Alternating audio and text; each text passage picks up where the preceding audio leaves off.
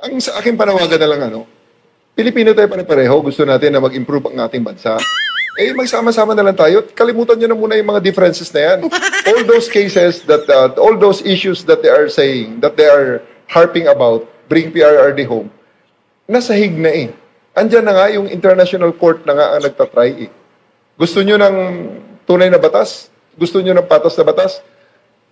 Ano pa ba ang mas patas kaysa sa mga taga nandyan sa Hague? Grabe, General.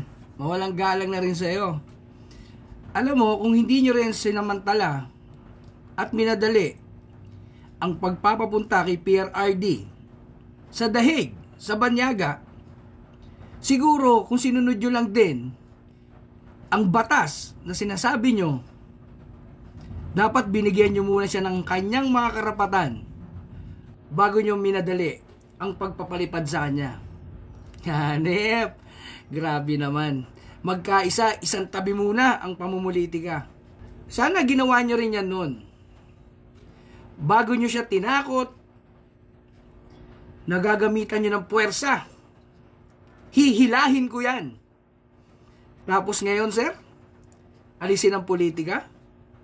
Gagalaw ba tayo kung di utos ng nasa kapangyarihan?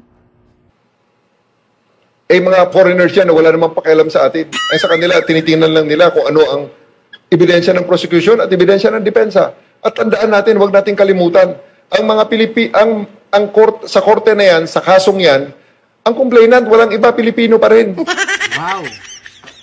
Bilib na bilib tayo sa Banyaga. Paano siya makakakuha ng patas doon?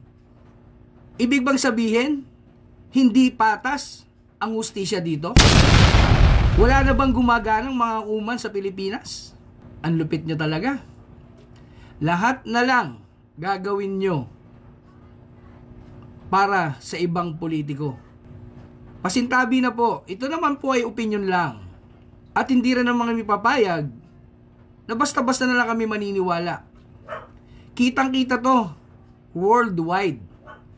Noong March 11, kung paano nyo sa pilitang idinala ang dating Pangulo o ang isang Pilipino sa lupa ng Banyaga. Wala rin kami pakialam dyan kung Pilipino ang nagsakdal sa dating Pangulo.